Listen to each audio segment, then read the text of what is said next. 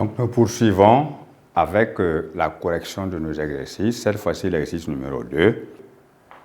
Reproduire et compléter le tableau suivant, que voici. X, qui comprend les valeurs, moins 3, moins 2, 0, plus 2, plus 3. Et Y qui est égal à X moins 2.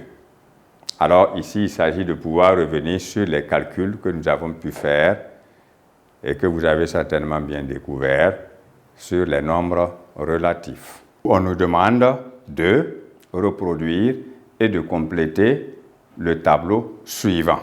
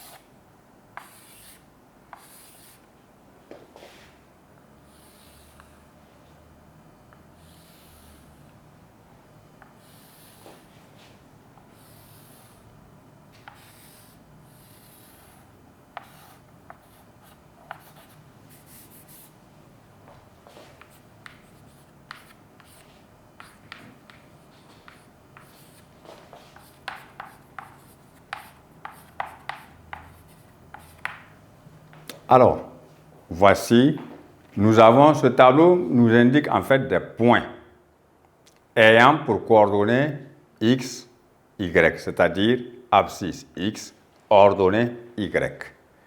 Maintenant, la façon dont nous devons compléter ce tableau-là nous demande de faire des calculs. Et il faut calculer y à chaque fois que x prend une valeur donnée. Alors,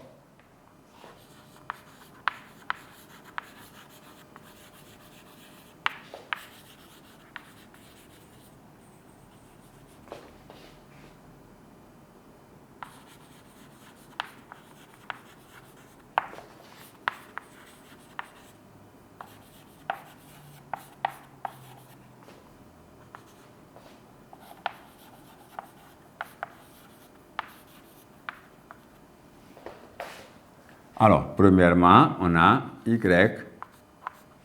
égale x moins 2. Cela veut dire qu'on va calculer y de cette manière-là.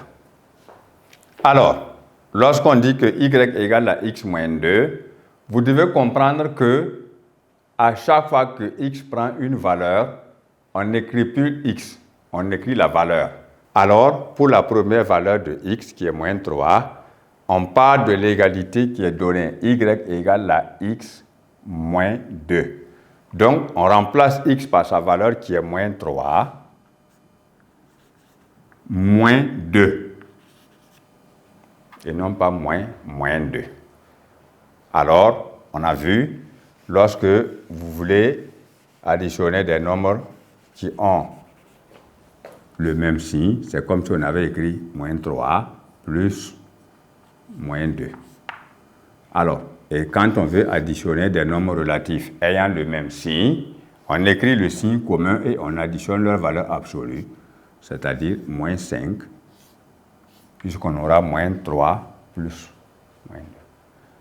Bien, donc ici, on obtient la valeur de y qui est égale à moins 5. Pour la deuxième valeur, si nous disons que y égale à x moins 2, pour la deuxième valeur, y égale, la valeur c'est moins 2. Moins 2 aussi. Alors, on obtient moins 2 plus moins 2. Et nous avons vu l'addition des nombres relatifs ayant le même signe. Donc, y ici est égal à moins 4.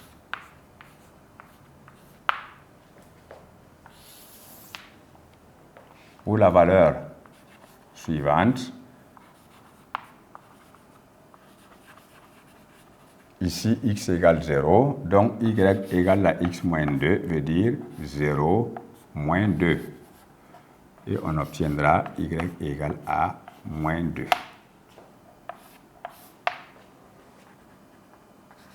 Ensuite, lorsqu'on dit y égale à x moins 2, pour x prenant une valeur qui s'appelle ici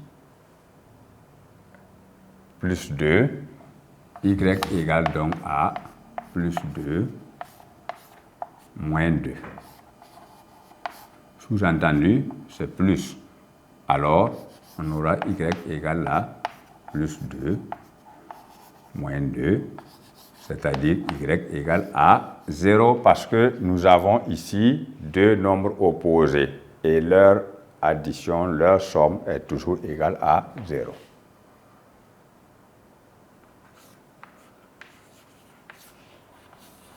Et enfin, pour l'autre valeur dernière, quand on dit y égale à x moins 2, là-bas on dira que y égale plus 3 moins 2. Alors, quand on dit moins 2, ça veut dire moins plus 2. Donc, on aura plus 3 moins 2. On additionne des nombres relatifs de signes contraires. On garde le signe de la plus grande valeur absolue et on fait la différence des valeurs absolues. Il nous reste donc 1, affecté du signe plus. Voilà. Voilà les différents résultats que l'on obtient en complétant le tableau à l'aide des calculs sur l'addition